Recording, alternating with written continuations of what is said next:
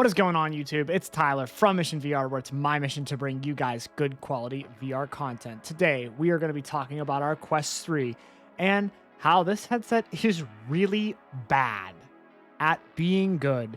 Yes, I will say that again. The Meta Quest 3 is really bad at being good. We're going to go through everything in this headset today. Really, my impressions video. I've put some significant hours into this at this point, as I've had it for about 2.5, 3 weeks now. So I actually can feel like I can give you guys a good enough review as to whether or not you should be getting this headset, or really kind of where it stands. So that's all in today's video, guys. This video is also brought to you by Kiwi Designs. They have sent me a head strap for a Quest 2. They'll be bringing out a head strap for a Quest 3, all battery pack and comfort strap, as well as controller straps and other things. Kiwi's just an absolutely amazing company overall. They sell some incredible VR accessories. I cannot say enough good things about them. And the Quest 2 head strap that I got, it replaced my old Quest 2 head strap, and I haven't looked back since. It's honestly the most comfortable head strap I've ever worn. So I cannot say enough good things about Kiwi Designs. And I sure hope that you guys take a look at the link in the description, use the code and get 10% off, and pick yourself up some Kiwi Designs accessories, especially for the Quest 3. They're coming out. But guys, drop a like, subscribe to the channel. Let's go ahead and get into what I thought about the Quest 3 and really why I think it's really bad at being good. Okay, guys, so first and foremost, what do you actually get here with the Quest 3? And really, what's the price of it? Well, for the very base model without the 512 gigabytes, so pretty much what most of you guys are going to be looking at, you're looking at spending $499. And what comes with this is going to be the headset, the controllers, and some charging cables. That's it. That's basically all you get. And let me tell you, the head strap is not good. It's not a good one. So a little bit steep in that aspect. For you're paying basically for the actual headset itself and no other accessories, which they kind of just, I guess, figured that at this point, most of y'all were going to just go out and buy third-party straps and whatnot anyways. You can get the Elite strap, but in my opinion, it's super overpriced and really not that comfortable compared to like a Bobo or a Kiwi. So those are definitely my first choices. I ended up buying a random third-party one on Amazon because I actually just couldn't even like play with the headset with the strap that it comes with. So yeah, it's pretty uncomfortable, and that's really kind of the first thing I want to talk about when I say this headset's bad at being good, because like here it is, you're spending $500 on a VR headset, right? You're kind of expecting something that you can put on and play for a significant amount of time if you wish, and you can't, because, well, I shouldn't say that. Maybe everybody's different, but for me personally, this headset was terribly uncomfortable, and I mean like really bad.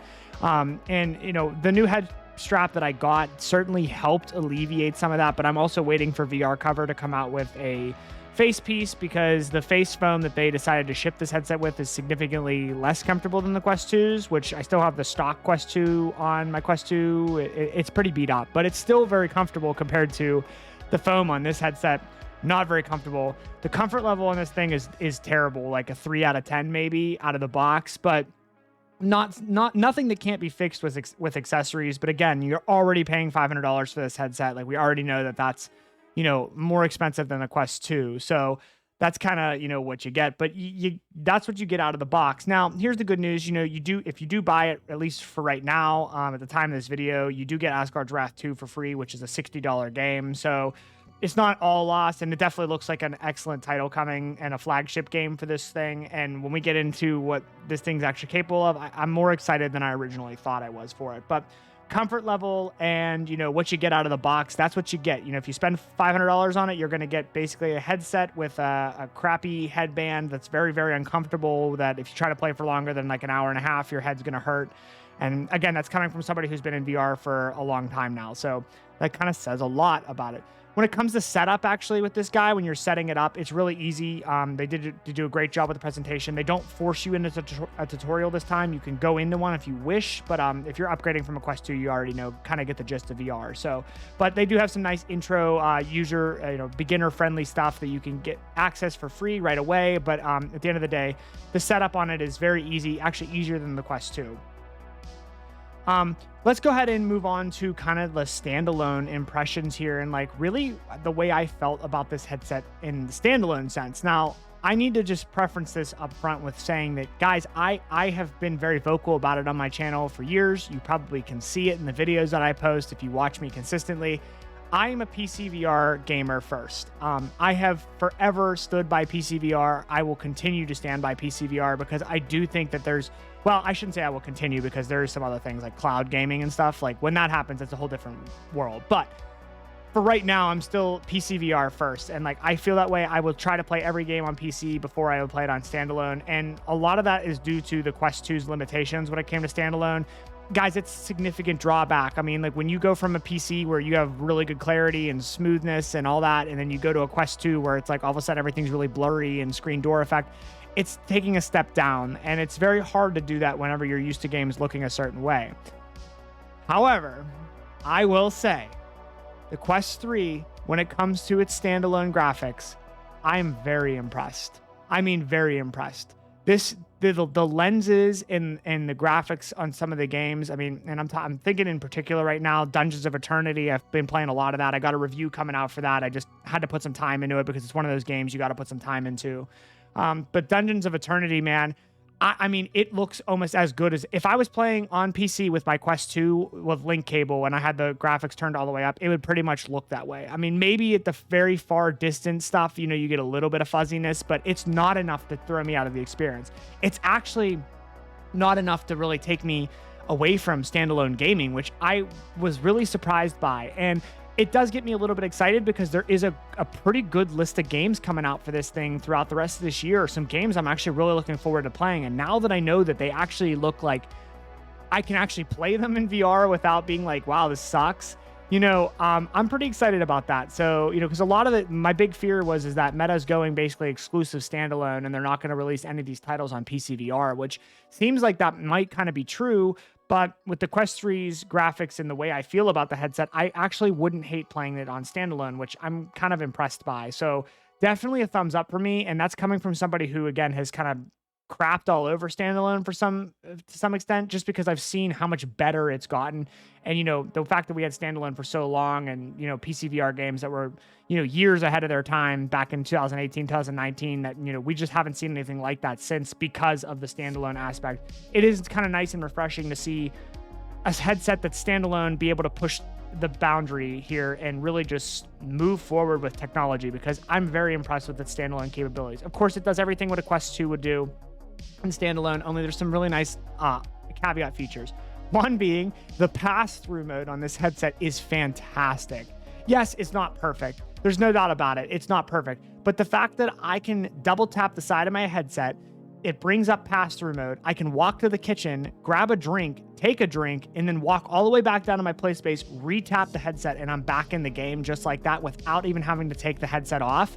And I can see good enough and clear enough that I can easily walk to the kitchen without issues. Again, yes, I could do it on the Quest 2, no doubt about it. But like, it still was like, it's not good pass-through. This is good pass-through. I'm definitely impressed by it. I really like that aspect. It's nice to be able to just double tap on the side of the headset and be able to really see your surroundings. You know, if you need to check on something real quick, or you can even look at your phone. It's clear enough that you can actually read your phone through the headset without having to take it off, which is nice because sometimes you get that comfort level just right and you really don't want to take the headset off. So standalone impressions, I actually have to say I'm pretty impressed by this thing so far. Now, we haven't seen like Quest 3 games yet that have been designed specifically for Quest 3. Very interested to see what Asgard's Wrath runs like on this thing. If it runs anything like Dungeons of Eternity with that level of graphics and quality and smoothness of gameplay, I will say that the Quest 3 so far has been an impressive headset in that regards. Before I actually get into the PCVR section of this headset, I want to just quickly address the mixed reality that is an option on this thing. Actually, pretty cool feature. I did actually enjoy the mixed reality experience that I got, which is super basic. It was the one that came with the headset, but it was kind of cool to be like in my living room and, you know, shooting at little alien blobs. So definitely enjoyed that. I know that there's some other MR stuff that is coming out, including there's I can't remember what the name of the game is, but there's a zombie game where you can actually like kind of fight zombies throughout your living room. It's a cool experience. Do I think that, you know, them pushing mixed reality in the future is worth it? I don't know. We'll have to see what the games get like and how the headset's gonna be able to track as I move, you know, from environment to environment. So definitely interesting, but I wouldn't say the mixed reality is like the thing. If you're looking for only that, would not pick this headset up. However, we move on over to PCVR. This is Wow. This was hard for me. So I had to do some extensive testing. And if you look on the internet right now, there is still a lot of people that are having this issue. The headset will not charge while plugged in. And that is a bummer for somebody who wants to play PCVR, for longer than what the Quest 3's native battery is, because the native battery, of course, is not good. You get like an hour and a half, depending on the game. Sometimes you can get 2 hours, but it's anywhere from an hour and a half to 2 hours at a play session. And, for me, that's just not enough. Like, I don't just throw it on for a quick, 45 minutes and then, get off. I typically like to put, if I actually have time to do a gaming session, for me, I like 2.5 to 4 hours usually where I get into gaming. So if my headset can't last that long, let alone on PC, it was lasting like an hour and a half. That's a bummer. And there's really no solutions out there there weren't any until this video, hopefully, because I did find the solution. And it's kind of annoying. So we're just going to go ahead and get right on into it here. So basically, I first tried a new link cable with an external charger, which I had an original link cable with an external charger for the Quest 2, but it was only 10 watt and that cable didn't work. So it didn't charge the headset at all. So then I bought a new cable that they claimed on Amazon that, had an 18 watt charger and a smart chip, and it was able to charge the headset while playing, blah, blah, blah, yada, yada, yada. Okay, well, long story short, I tried that and it kind of worked. It worked one time for one play session, and then I could never get it to work again. It never charged beyond that point. And if I did get it to the charging sector, I would black out at some point in my play session, usually pretty early on. I'd get a black screen, and then my headset appeared bricked because I could not get it to turn back on until I held the power button down for like a whole minute, and then it finally reset itself. So kind of made me a little nervous that I basically blew the battery out on it trying to charge it while playing. Well, it didn't, and it does happen. So if it does happen to you, you're not alone. Just plug it back in or hold the power button and it'll come back. But long story short, that cable didn't work. So I moved on to my next thing. I tried a powered USB hub, and that also did not work. So don't go ahead and spend $50 on a powered USB hub. You will still not be able to push enough power to the headset to actually charge it. So at this point, I've been using USB-A a lot on my headset because I just didn't have a USB 3.0 port on my computer that was USB-C. So I have been using USB-A. I did end up buying this, what you're seeing on screen now. I did buy this for my computer and hooked it up. And it's a power delivery USB port, and basically this ends up being the answer in the long run. But it's not over there quite yet, because I bought this and then I tried using the existing link cables that I had that have been good for me for years from Amazon, so I did not have to spend the $80 on the Oculus Link cable official. Well, long story short, none of those cables worked. The computer and the software would not pick it up as USB 3.0, and the games were basically unplayable. Link was even unobtainable. So my last thing, I was kind of disappointed. I went out to Best Buy and I bought the official Link cable for $80. So, and it ended up that being the solution. So not only I had to buy a new USB card and a new Link cable, the actual official Link cable. So by the time it was all said and done with accessories and, with what I had to do to make this thing work on my PC, I'm about $750 into this. So it's no longer that quick, cheap, easy PCVR headset. So yeah, that kind of sucks, and I really didn't want to have to do that. But I hope that I will link like I said, I will link everything in the below what I use to get this to work on my computer. So if you are a PCVR gamer and you're trying to use this for PCVR and you can't get it to charge, this worked for me. I am able to hold a charge on the headset. I can play for a significant amount of time and without it being an issue, which is really, really great. And I think that that's kind of the big thing here. But yeah, that was kind of a suck fest. And again, it goes back to why this headset is kind of bad at being good, because in general, we're going to talk about our verdict on the Quest 3 right now and how I feel about the overall thing. Guys, I gotta say, I'm really impressed. I mean, it sucks that it's $500 and you don't get a nice head strap with it. That definitely blows. There's no doubt about it. And I think that, if you were to, there's going to be sales on this thing, especially come holiday time. We know the holidays are coming. So, I wouldn't necessarily run out the door right now and be like, I have to buy this headset immediately for this price, right? I did because, I'm a VR enthusiast and I also needed to review it for my channel. So there's that. But on top of that, you actually are getting what I would consider a similar upgrade to like what it was like to go from Xbox to an Xbox 360. The Quest 3 is impressive. It is a good headset. I can't say bad thing. PC wise, the graphics, I've never seen a screen that clear. Now, you know, in trying multiple different headsets, I have several PCVR headsets. I've tried the Pico, I've tried the Quest 2. You know, none of them have even come close to what this headset looks like. So that's a big plus for me. On top of that, the Standalone is actually really good. The graphics are really good. I'm really impressed by this thing. Again, I can't say enough good things. So you're going from an Xbox to an Xbox 360. You're going from a PlayStation 2 to a PlayStation 3. Like, that's where we're at right now in the cycle. Like, it's coming. The good games, the big hardware, it's all right around the corner with this thing. And, you know, really get to see what these lenses are capable of. And like, now I'm thinking about the next generation, right? If this is what it can look like now, the next generation with an upgraded chip, better lenses, better hardware, all this stuff, we're going to be really starting to get into the level of, you know, PCVR gaming from back in 2019, which gets me really excited. But I'm really impressed with this thing. And again, if you're looking for it for a PCVR headset, I know there's no DisplayPort cable, which is definitely a bummer, but the software, whenever I did finally get everything up and running, you know, it runs smooth. I mean, I've never seen some of the games look that good before for me. So I've been very impressed with the headset itself. I think that the Quest 3 is certainly a really nice headset. I think that they cheaped out as best they could to get this thing to consumers at a reasonable price of $500. I think that they're probably losing a little bit of money just because I'm very impressed. Like I said, that the overall feeling of this headset has gotten me to the point where I can actually play standalone games without being like, wow, this would be so much better on a PC. So definitely a big positive for me. I will say, I think that my overall verdict on this headset, you know, with the hours I've put in so far, and obviously I'm not hundreds of hours in, but I've gotten probably at least, you know, 60, 75 hours now on this thing since I got it.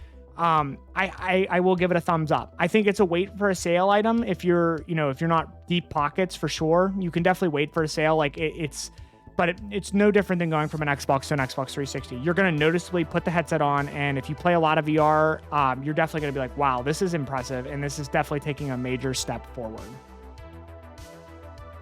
Well, guys, that is it for this video. I hope you guys found some good information on the Quest 3 here. Like I said, it's a good headset. It's just kind of bad at being good because there's some drawbacks that take away your initial first impressions. But overall, I'm really impressed with the Quest 3 so far. You know, I would love to hate on Meta. I mean, I'm not a big Meta fanboy or anything like that. I mean, I have a lot of issues with the way they run their company and just other things, and I'd prefer to not give them money, but I mean, as of right now, they are the leader in this space, and we have to understand that, and I understand that, and I will say that the Quest 3 is a good headset. So you're definitely not going to be upset if you buy it. I know a lot of people out the gate were saying that it's overrated and it's buggy, and there's definitely some bugs and software stuff, and all that is definitely, you know, at play. I actually haven't experienced too much of that myself, so can't really speak on it, but I do know that they're out there. I know other people I know that are having some issues with certain games and compatibility. My biggest thing was the PCVR. I struggled dearly to get that thing to work the right way on PC. I finally did, and hopefully I was able to help any PCVR people out with that. But yeah, with that being said, that's it for today's video, guys. Please do drop a like, subscribe to the channel, and I will see you guys in the next one.